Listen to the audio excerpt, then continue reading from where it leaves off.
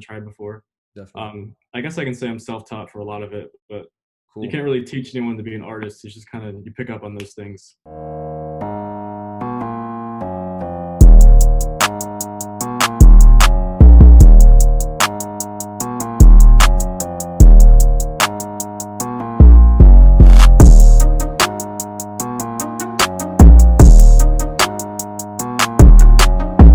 The hell's a water buffalo?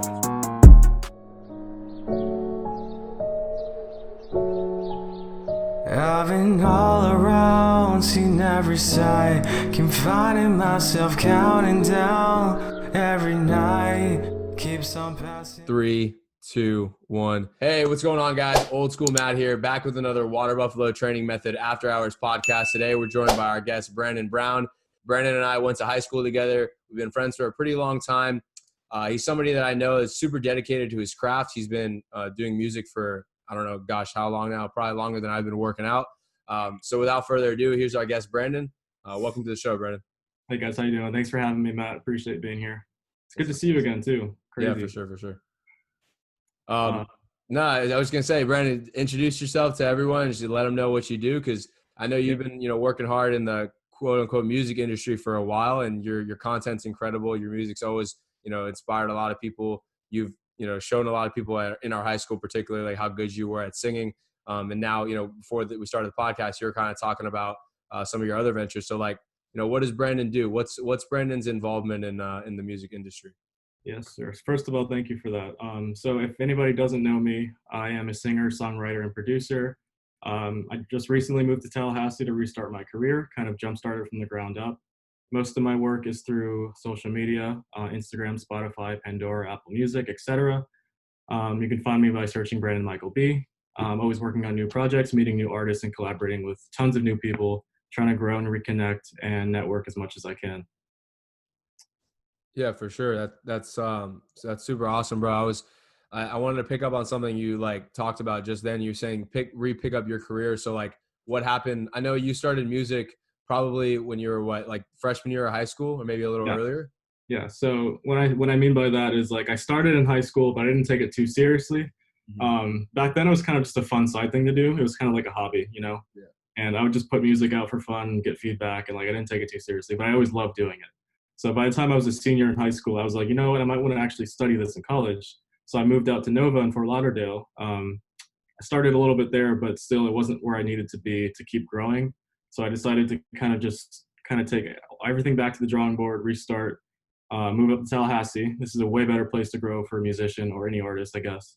I got a whole new job in music, built a whole new studio, met some great people, and just kind of restarted. And to the point where now I can actually make revenue monthly and sell my songs, and I'm in a much better position overall to start a business. Definitely. Why do you think Tallahassee is a better position or a better spot for like a creator in music? Personally, for my job, like I mentioned earlier, so I'm signed with WFSU Public Media. They have me as the associate music producer there for the College of Music and for radio and etc. So for this town in particular, since it is a college city, there's a lot of young people here who have great ambitions, who are creators, content creators, or athletes like yourself, or people who just want to grow and just do their own thing. So when I first came here, I didn't know any other artists. It took me a while to meet some people, but once I did, there's like a whole company of people here that are either singers, rappers, producers, musicians, songwriters, whatever. They come into my studio now. They pay money to be here. It's just like we all want to grow and learn together. And it's kind of like a whole support system of us. Just like Cool. we got to stick together to grow. And I really appreciate that city in particular, Tallahassee. I mean, because I didn't have that in Fort Lauderdale or West Palm Beach. Gotcha. Or I just like that in general. Yeah, dude, for sure. That's awesome. Is it typically a lot of college students that go, or is it like all demographics? I'm mostly college students. Yeah, mostly young people. Got you. And your job at that is a radio station, or is it a? It's a whole media station. So we do radio. We also do news. We cover TV, film, photography, videography, you name it. It's just a huge network of stations. It's the main station in Tallahassee. Nice. And what's like what do you what do you do? Maybe not your job role, but like what's some of your responsibilities, I guess, for your position? So for now, they kind of have me all over the place. I'm doing TV and radio, and then I'm also doing producing for the College of Music. We just did a concert a couple days ago, and I was there filming it for the show, for live streams and stuff like that. So they have me editing videos, they have me doing songs. I produce music for the stations, Nice. original royalty-free music, all sorts of things. Whatever they need me to do, I'm there pretty much. Nice. How long have you been working there for? About a year now, coming up on a year. Wow, that's awesome, dude. So are you looking to, I mean, this is kind of like an easy question to ask, but you can kind of expound on this if you want, but like, are you looking to kind of like grow with them and learn and then kind of like deviate after you've kind of gotten what you needed? Or are you trying to stay with them for like a longer period of time while trying to do your own thing as well? I think for now it's better for me to stay and continue networking with them because they're a great resource. I don't think I would stay for an indefinite period of time. I'll probably leave after college, but I think for now they're definitely helping me to reconnect with people that I've, or not reconnect, but just connect with people in my position and help me with my music side.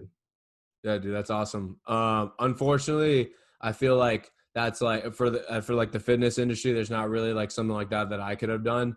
There, I mean, there is, but everything like we were talking about earlier is kind of saturated in my industry. But a good thing I feel like about music and stuff like that is that there are actual places that are like brick and mortar where you can actually learn cool stuff and cool skills. So like, what have you learned a lot while you've been there, or is it more about the network of people you're kind of getting around? I'd say it's a little bit of both.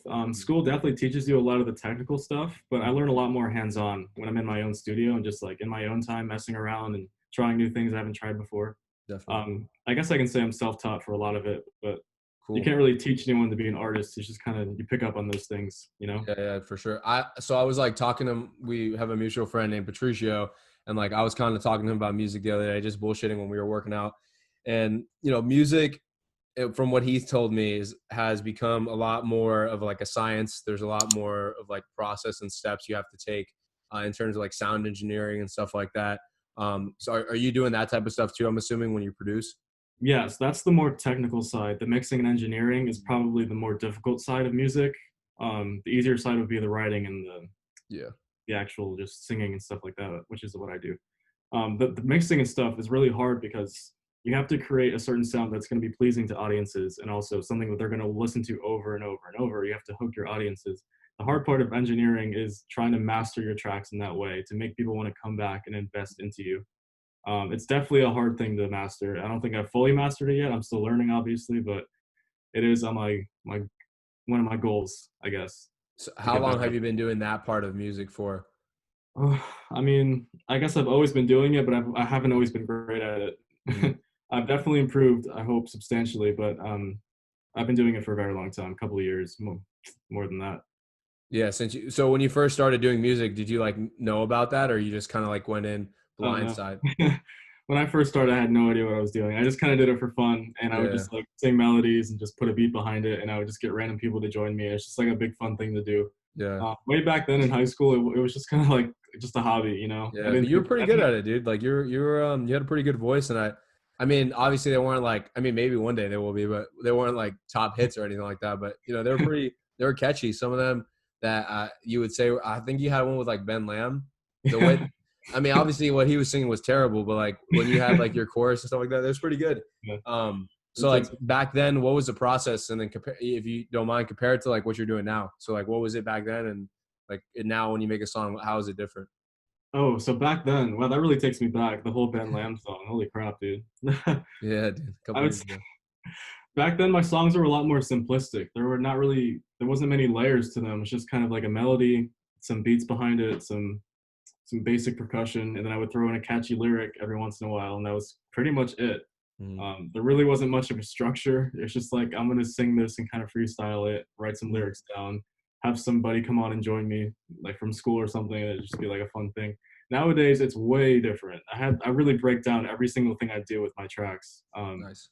A lot of times when we record instruments, people have the idea that the sounds that you're hearing are just fully digital, like Mhm. a piano or like a violin or anything like that.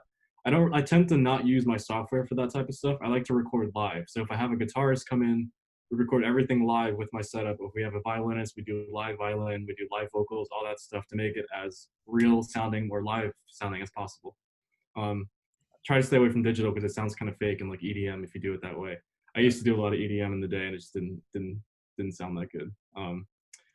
I would say I've definitely evolved in that way, if you want to call that mastering more. Yeah, no, that's cool. That's something that Patricia told me that I was like kind of confused about. And he was like, "Yeah, I have to record music," and I was like, "Oh, cool." I was like, "What are you recording?" He's like, "I'm doing the instruments today." I was like, "Don't you just get that off of like the computer? Don't they have just like sounds that you just play?" But he's like, "No, no, no. Like you have to do it like yourself because it sounds better that way." I'm like, to me, it didn't make any sense, but I'm sure if you have like a studio and you have like the right sound environment and it isolates stuff well, I'm sure it sounds probably 10 times better than the automated. So real quick, when you have automated tracks, are they already preset, or you can like, could you like essentially play the same thing you were playing on a computer in person? It just sounds weird, or is there like a set amount of things you could do with the computer sounds? Okay, so there are presets you can use on the software. For example, if you just want a simple melody, but you don't want to make your own, you can just find a preset of somebody playing the piano. You can use that. Yeah. But of course, you can also make your own by putting in individual notes and making a pattern. Oh, really? Cool. Yes, you can do that too. But I always prefer, like Patricio said and I said earlier, it's always better to get the cleaner audio sound from somebody playing live. Nice. I did that recently with my song called "The One." I released it a couple months ago. My guitarist heard in that it. song is the Island. He played that live. Nice. And the girl in the song, Kayla, she also came in live and did all the vocals. So it was like a really fun mix to get all of us in the studio together at the same time. So when you recorded that, you guys all did it all together all at once? We would kind of take turns. So like first we needed the melody, so Isaiah the guitarist would have to get that down first. So he spent hours and hours rehearsing it and getting that down. I was doing the piano and the mixing. Kayla was doing the vocals for the hook, and then I was writing for the verses. We had a rapper for the bridge section, so we were just all doing our own side projects, and we came together at the end to kind of bridge all the gaps. It took a long time. I think that song in general took 7 months alone just to do that one track because there was a lot of work that went into it. What was the feedback on it? Really positive, surprisingly. Nice. Not really. I guess I shouldn't say surprisingly, but it was really great to see everybody's responses. That's awesome, bro. It became one of my favorites. Yeah. That's awesome. I was gonna ask you. I totally forgot the question I was gonna ask you. Oh, so like kind of backtracking because you were talking about you guys are all recording. So you guys, when you record in like your studio, which is I'm assuming your room, or is this like your office room? It's like an office room, home studio type thing. Yeah. Got you. So like, what's in there so it makes it like a studio? Like, what do you have like soundproof? Like what type of items I guess are in there? I'm just curious for my own like. So I wish I could just spin my laptop around. I might be able to, but basically, yeah, I had to buy some sound padding for my walls. I got a whole new microphone set up with a stand and a what's it called? The noise blocker that blocks the coughing from the voice. I got new audio speakers, new mixing board, a soundboard, new laptop. I even got some decoration stuff in here. I might just show you if I can get this unplugged, but my computer's charging right now. But it looks pretty dope. It's really official. People come in and they're like, wow, dude, you really stepped it up from when I first saw it. It's pretty cool. It's come a long way. That's awesome. It's really expensive though. All this equipment was not cheap. Got you. Yeah. So I was gonna ask you next. Like, I'm working with like a bullshit mic, like a blue mic or whatever. I'm actually gonna buy a new one. I'm gonna buy two to put into so like my audio can get a lot better. I've only been doing these podcasts for a couple months now, and I haven't really known. Like when I first started, it was just the webcam and no mic. Now I at least have a mic, so I'm trying to I'm saving money so I can invest in something that's worth it. Because I don't want to buy like something that's in the middle. I'd rather just spend the money right away and then have it all ready. But what's like the initial investment for like a studio like that? Is like a couple $1,000s at least? Yeah, definitely at least. The microphone alone was $500 to $600. You can buy the soundproofing bars for anywhere from like $100 to $300. The speakers alone were $300. The mixing board was $300 to $400, I believe. The laptop obviously is like $1,200. It just goes on and on. Do you buy everything new? I always buy things new. Yeah, I don't want to buy anything used just in case. For sure. No, that's cool. What type of mic do you use? The one I currently have is called the AT2020. I highly recommend it for anyone. It's good for podcasts, good for music. I used to have a blue mic, actually, this one. This is the one I used back in high school, and I upgraded away from it. They're not bad at all. They're still really good. It's just I had to upgrade for the quality purposes. Yeah, definitely. No, I definitely want to as well. I haven't really got into learning about it too much because right now I'm focused on finishing my skills in Adobe Illustrator and Photoshop. And then I want to get onto I've been kind of fucking around with Apple Motion. I don't know if you know what that is.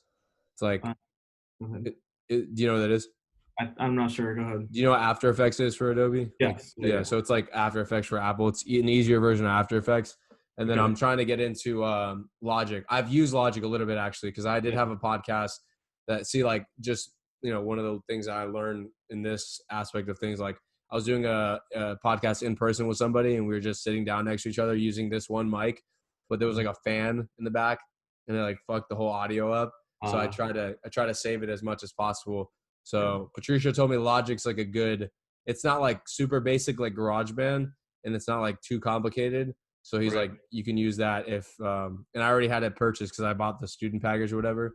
So That's that's on good. my list to learn. I want to learn it because I heard that it could help like, increase how the audio sounds like tremendously. So, For sure. Yeah. Like, Logic's actually what I use for my main software. okay, true. So I can definitely give you some pointers if you wanted to Yeah, on it. yeah. Yeah. One of these days for sure. I went on YouTube and I went on like there's a learning platform that UF offers called like LinkedIn Learning. So Yeah. like I learned shit on there a lot. I liked it because it was easy to use and it was really Apple friendly. Like I don't know what the podcast one for Adobe is. I don't know what it's called. Like there's one because Apple has like Apple has everything that Adobe has is just in their own version, like Final Cut and Premiere, and just Right. the Apple ones for me are just a lot easier to learn. Um, Obviously, like there's no Illustrator or Photoshop for Apple, but I've been trying to use like Final Cut and Logic and Motion together because they all like work together well. Mhm. But yeah, no, it's super cool, and I know that the Logic app probably goes way in depth, like more in depth than I'll ever have to worry about. But what did you start out using something like that, or did you start out with something simple like GarageBand? I actually started off with a program called Sonar X3. Okay. Um, it's way less advanced than Logic Pro 10 though. But once you work with these digital audio workstations for a while, you start to realize they're all kind of the same. Mhm. Just the same layouts. I definitely prefer Logic, but they're really all the same. They're not too complicated to learn. Just invest a little bit of time. It's pretty fun too. Okay. When you first started doing like the whole, because I feel like for music, like you said, like the singing part was easy, but when you start to get into like the nitty gritty, like specifics about like how to edit, I'm probably super ignorant when I'm talking about this, but like I don't know how to make it sound better, sort of stuff. Like that's when it comes really hard. So like, what were some resources you used? Was like YouTube like your best friend, or did you learn from others? Um, that's a good question. The biggest challenge for me really was just coming up with different types of sounds for my songs Mhm. because I could sing different melodies, but trying to find like this song differentiating from this song without it sounding too similar because I like to sing kind of similar patterns in my songs sometimes. And I try to mix it up. When it comes to like editing them, uh, YouTube was very helpful. But I also had a class that I took in school. It was a mixing and mastering class for music production, and that helped me a ton. It just taught me about equalizing and compressing and all these different techniques to use in my voice to make it sound like more balanced out in the track, not like drowned out in the music or not Mhm. making the music too loud. Finding a healthy balance that really helped with my engineering side. Yeah. A lot of my more recent tracks utilize that because I was able to remaster them using these techniques, and I feel like that's why they've just evolved in quality overall. If that makes No. sense. Yeah, no, for sure. I was gonna ask you, like, when you learn this type of stuff, when you learn this stuff in terms of music, is there like an end? I know this is kind of like a stupid question. There's obviously the obvious answer is like, no, there is never an end of learning. But like, is there an end product to where like you like, are you there yet in terms of like your music sound, or are you still trying to like reach that point? You know what I'm I mean? still trying to find myself too. That's the Yeah. struggle with a lot of artists. You never really know when you find yourself. I feel like I know what my good niche is for music, but there's still so many things I can do and that I haven't tried yet that I want to Mhm. see just like, what can happen if I try a different style or if I'm, messing with a different artist I've never tried before or something like that. So yeah, I'm always open to do that. I don't know if I've really found my 100% niche for my style yet. I'm still trying to find that, but I think I'm on the right track. For sure. What in terms of not just that, but in terms of like sound engineering and the back end process, like what determines you as being like is there an industry set where like this guy is like what we strive to do in terms of like making music sound a certain way, or is there's different types of like I guess sound engineers or master people like that just do different styles and it just depends on what you want to do. Do you mean like who do I look up to as a role model as like where I want to get to or? No, I mean more like I'm just curious of like the back end process of music, because a lot of people think music is just like comes from just the artist singing, which is true, but a lot of it, from at least from what I've heard from Petruccio, is like a lot of it is like the back end process of music, like the mastering and the mixing and all that stuff, and like when you think about like that yourself, Brandon Brown, like, so would you rather someone do that for yourself, or would you rather learn all of that so that you're so perfect that you can, like, kind of, because we talked about earlier, like you doing your own producing stuff. Right. So like in terms of that, like, do you think you're there? Are you at a level to where you feel good about that, or are you still trying to learn about like that type of stuff as well?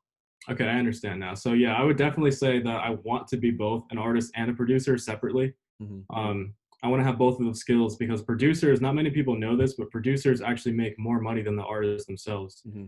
They make tons more money on contracting and royalties and revenue, stuff like that. So my skills that I'm learning as a producer are completely separate than my skills from an artist. I'm taking kind of two different avenues at the same time. But yeah, my long-term goals are to be able to just connect with artists, have them come in. I'll be their main producer, sign some contracts, get a deal with them, because then I'm at the end of the day making more money than they will, even from their own music. Mm-hmm. Me producing them gives me more options. Yeah, for Um, sure.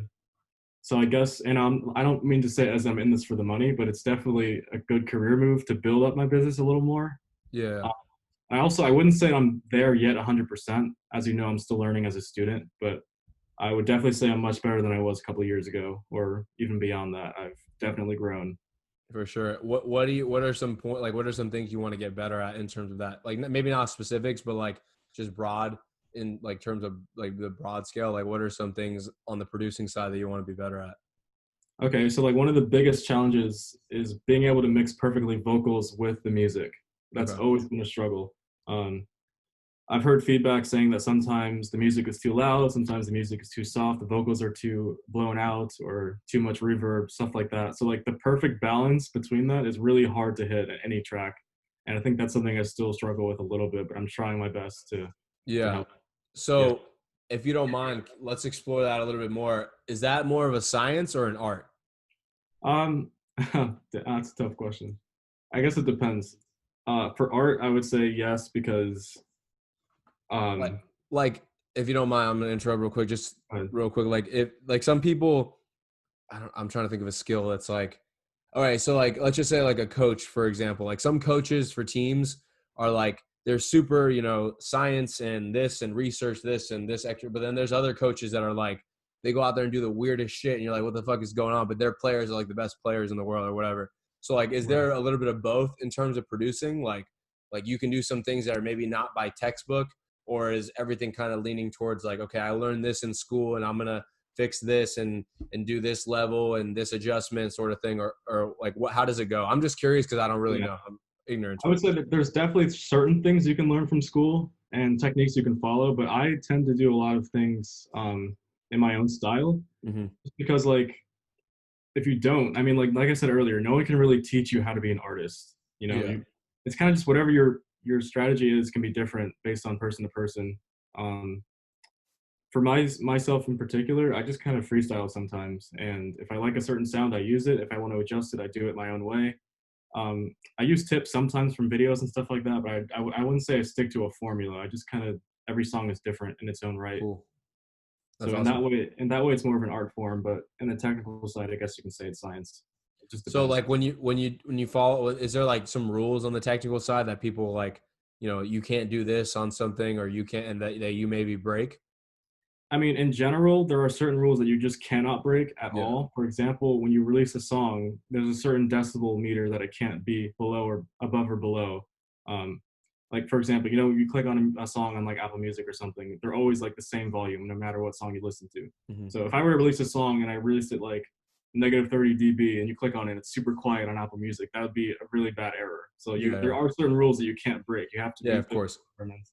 Then there's other rules that you can be more loose with, like the way you mix your music can be different, but it just depends. There's certain things you can't do and certain things you can do. For sure. If you had to pick one, you lean more on the side of non-technical. Like obviously there's certain things you have to follow, but you like to go more on like what you think sounds good, and I guess more of the music side of things, the artist side of things, rather than like I guess the science that it's become in terms Right. of like because like I said, I like one of my good friends, Patricio, like I talk to him frequently about it, and he'll sometimes rant about, you know, the science behind things and saying, you know, this guy does this so well because he's so educated on this, and there's books and like theories and all this stuff on how to master and mix and stuff like that. So in what I'm getting from you is that yes, that stuff's important, yes, that stuff matters, but at the end of the day, like it still comes down to being creative, and music's music sort of thing, right? Right. I completely believe in artist freedom of choice.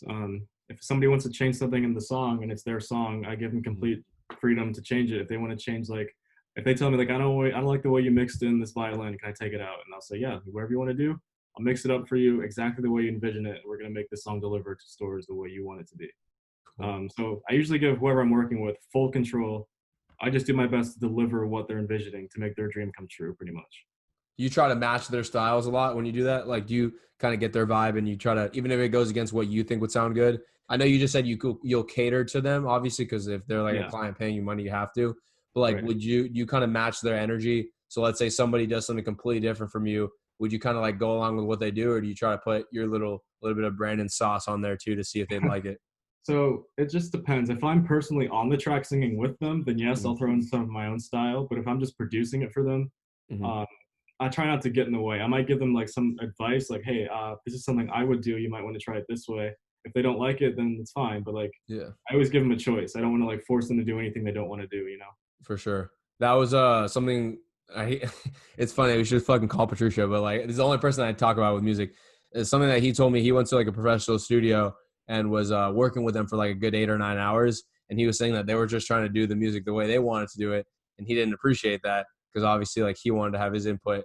Um, Right. so in terms of like, have you ever worked with like a professional studio, like Yeah. professional studio per se? Yeah. Yeah, you have.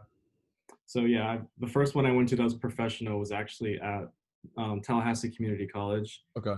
The other one I work with at my job is at WFSU. They have a really nice one there. I'm pretty sure FSU has its own, but I haven't seen it yet.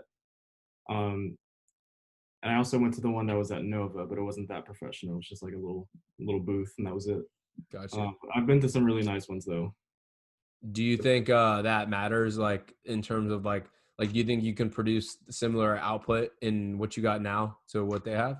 Yes, absolutely. I don't know if you know the story of Billie Eilish, but she released the way that she makes her music. She actually makes everything at her house, and she Really? has a home studio very similar to this one. Her brother Phineas actually produces her music, and Okay. they do everything in their house, and they're like professional quality. They're big time artists, Grammy winners, stuff like that. So Mm. you can do it from anywhere. You don't need a high tech $1 million studio to make music. You can do it from your home as long as you know how to mix it properly. That's what I think. So mixing is what I'm getting from mixing is like the biggest thing. Mixing is a huge part of it. Yes, Gotcha. absolutely.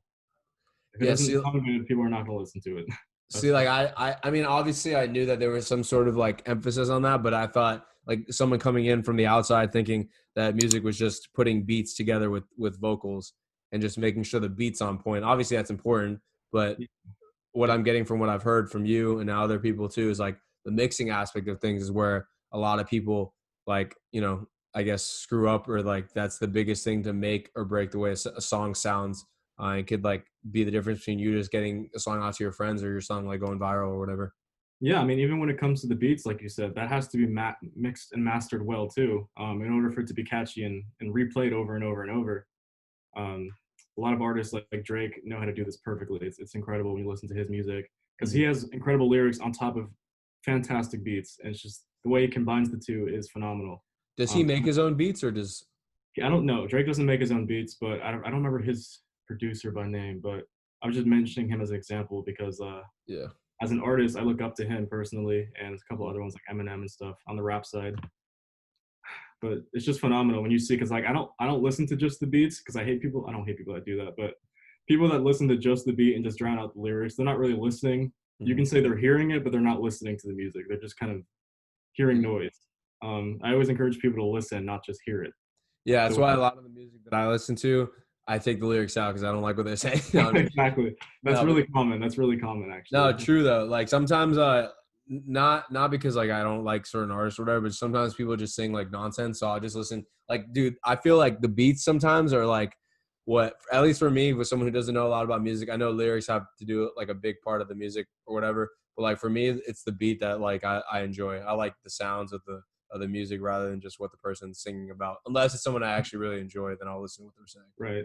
Sometimes I wish I could rap because I feel like it's easier for rappers to just find a catchy beat and rap over it. Mm-hmm. But singers, they have to have a certain type of lyric that keeps people hooked. Especially my genre being R&B, I'm singing like mostly love songs, and like if people don't like my cheesy ass lyrics, then they're not gonna listen to me. Yeah. But that's pretty much, it's just hard sometimes, you know. Who do you look up into in terms of R&B? Like, Um, as far as pop R&B, I would say John Legend, Shawn Mendes, Ed Sheeran. I was a Maroon 5 fan, but I kind of dropped off that train. Billie Eilish. Who she's else? the girl, Khalid. right? She's a girl, yeah. I like Khalid also. Billie Eilish is really good. She's kind of underrated, to be honest. I don't really like her as a person, but I've never heard her music.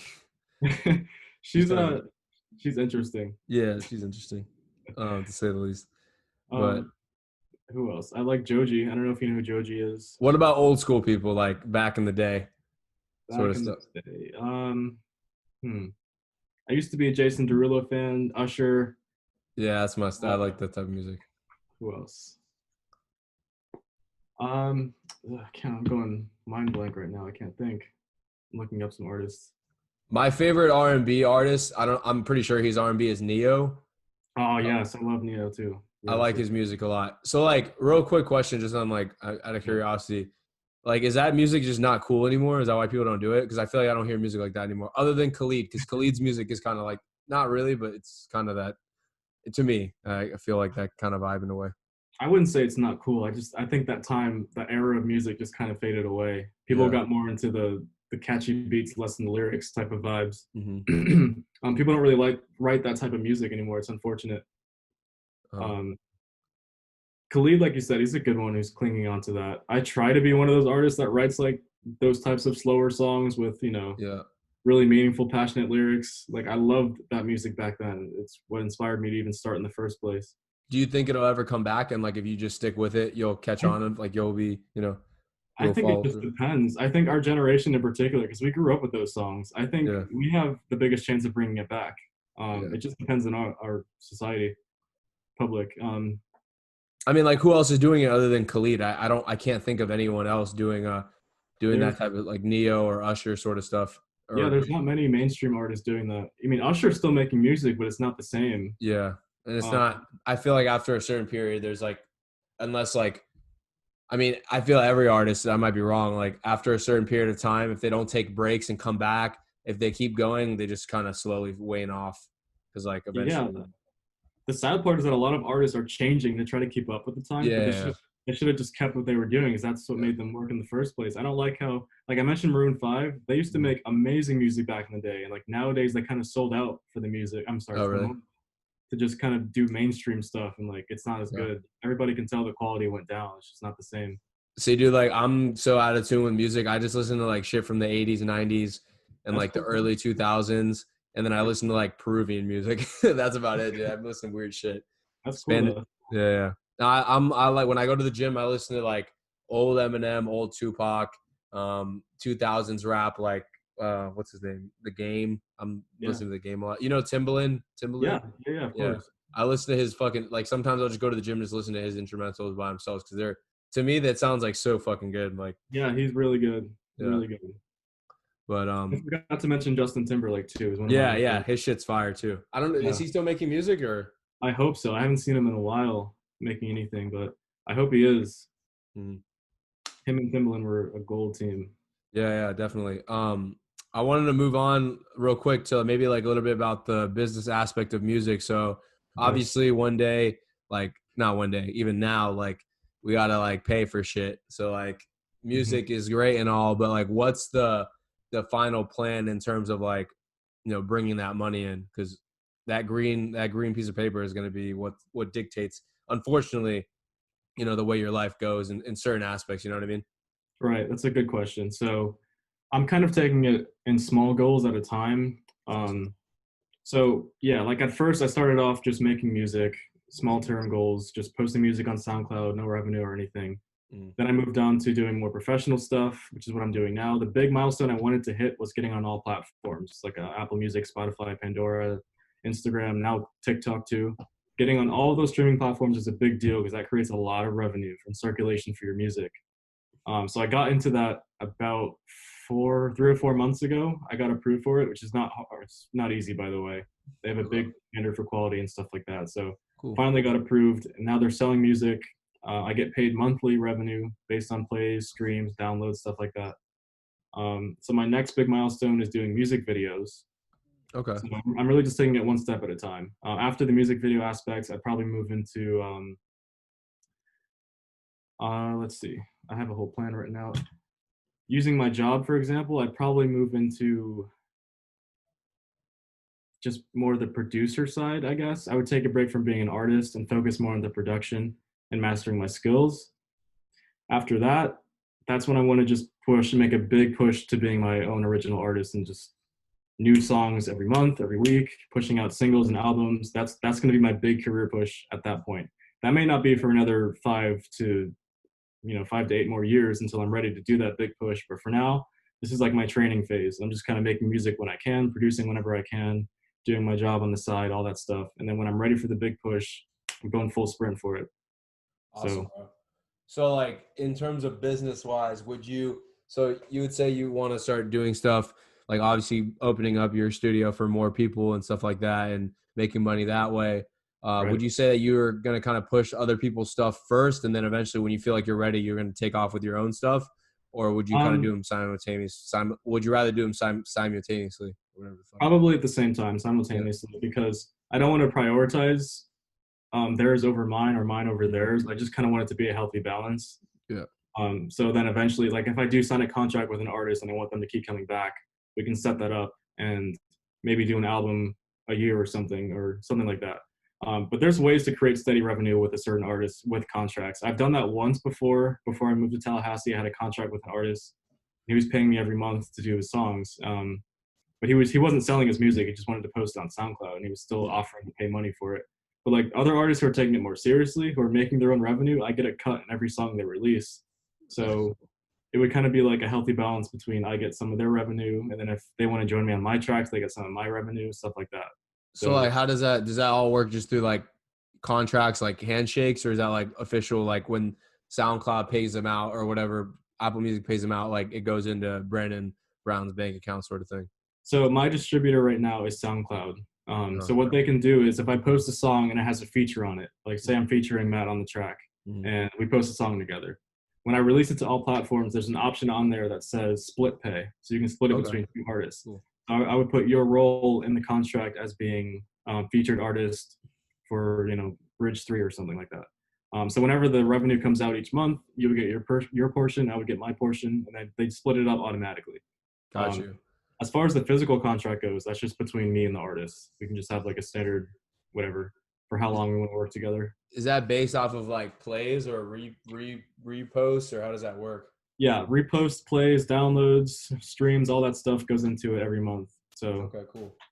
The more the better, pretty much. They don't sell music anymore on iTunes, or do they? Like they used to?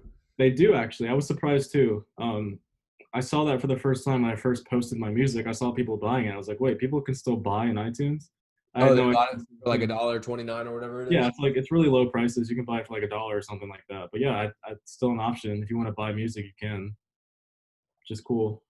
I wanted to ask you this question too, out of like curiosity. This podcast has been like me just asking you basic music questions. But real quick question, like when it comes to like copyrights and stuff like that, how does all that stuff work? Because I've actually been not into like learning about it, but like when I post videos on Instagram sometimes, like before, and now I know better not to do it, like they'll take them down because they have like copyrighted music. So like, does it work the same way with like artists like your size, or?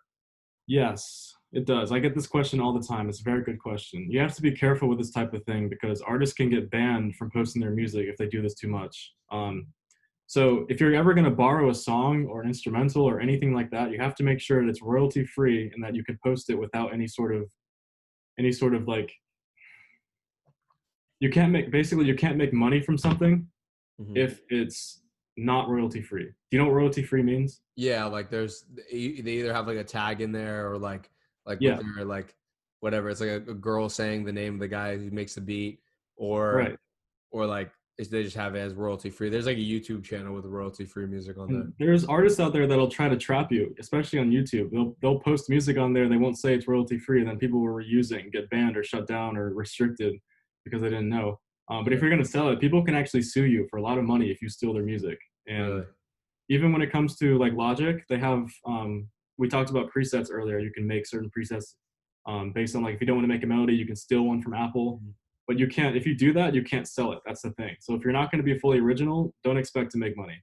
What do you mean sell it like in terms of like monetize it off of plays and stuff like that? Yeah, because they have loops on there you can borrow if you just want to like post it for nonprofit, which I've done sometimes for nonprofit. But if you're going to use anything from Apple or from other sites and sell it, they can sue you if you don't check your royalty licenses. It's really important. I've seen Gotcha. people get in trouble for that. It's really, really bad. So Yeah, definitely. But like you, Brandon Brown, like if I were to just take your song off of YouTube and download it on YouTube to MP3 and use it, like there's no way you're gonna be able to tell me that, right? Unless you heard the song. well, what do you like? Are you saying if you took one of my songs and tried to use it in a video or something? Yeah, let's say I use it in like a workout, like I don't know, like a montage or something. Um, I don't think. Well, pretty much the only thing that would happen is you might get flagged for using a Like song. Like you would have to personally come out and like flag me, right? I don't think I would even get notified right away. I think I Uh-huh. would go to my distributor first, and then they would decide either to alert you or alert me. Yeah. Like someone's stealing your music. It would depend what you're doing with it. If it's just like a video and it's background music, that's fine. But like Uh-huh. if you're reposting it and calling it like your song or something like that, then we'd have issues because that would be bad. Yeah, But yeah, but like so like if I play like an Eminem song on one of my workout videos and I have like let's say Lose Yourself and I yeah, don't or whatever song, Drake song, like they'll take my video down because it has the song in the video, you know what I mean? I think they do that sometimes. But as long as you give credit to the artist, like at least in the description or something, saying like this is the song, here are the full credits to that artist, here are the royalties. I don't think they'll take your video down Oh, really? as long as you're giving credit. It's like citing your sources, you know. Okay. Interesting. I But think you if you can't monetize those videos. no, you can't monetize them. Okay, That's the, cool. yeah. That's the thing. Yeah, I got you. That makes sense. All right. Well, I wanted to also before we jump off this podcast, Brandon, kind of get a little bit more into like the personal level between Brandon Brown and music. So, you know, we're doing things that are very different. I'm doing something in working out. You're doing, you know, your career, or your passion in music. What are some like tips for people out there that are like trying to pursue something they enjoy? Maybe it's not music, but like whatever it is. What are some tips that you would like give to them in terms of like people that are starting out, like in for their journey on whatever they decide to do? First of all, I would say don't be afraid to get started. I know a lot of people sometimes feel intimidated by doing something they haven't done before, but if you're really passionate about it, just go out and try it.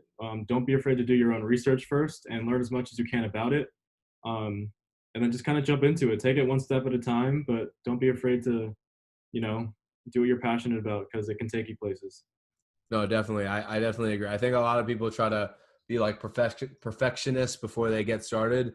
And while that does work for some people, I find that the majority of people out there that get started in something are better off doing it like right away sort of thing and just learn. Like when I started my business, like I was telling you earlier, like it wasn't really a business. It was just like an idea of a concept I had for a program. And I just decided to use Shopify to like sell it and keep my, the money I was paying out to the course builder website to keep it alive. And then eventually from there, it started to get into like different options of me creating clothes and then now a supplement and stuff like that and building a community. So I think that's a really big and important tip to like hit on and talk about. I know it sounds super like cliche, but just not even, you don't need, when I say like, just go after it, it doesn't mean that you have to like, create a social media page or like go start an LLC or go like, I don't know, like start telling people that you're doing music or a Mhm. workout business or whatever. Or let's say you want to do archery or some shit, I don't know, painting.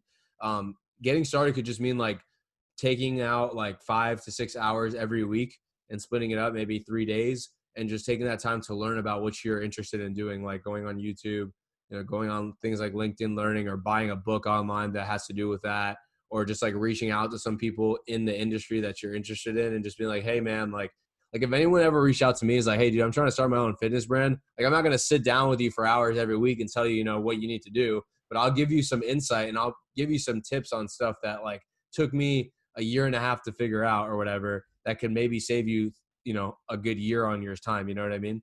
Absolutely.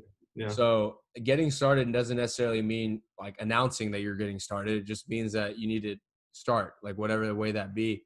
I don't know if you'd agree with that in Yeah, terms of for like sure. what I just said, but I agree too. Like a lot of the private research you can do can be free. You don't have to like buy expensive classes or go to people like hours a day. You can just kind of do your own research in your own time and get started that way, mhm. for sure. Yeah, no, I think the power of social media is really important in terms of like the development of our society in positive ways. Like obviously social media's got a lot of like bad things on it, a lot of like negative shit and like hate and stuff like that. And it kind of thrives off of that because that's kind of like the dark side of human nature. Like Right. like people we're more attracted to things that are and like everybody is. But the thing that we should try to work on each as individuals is trying to like fight off that urge to want to look at bad things.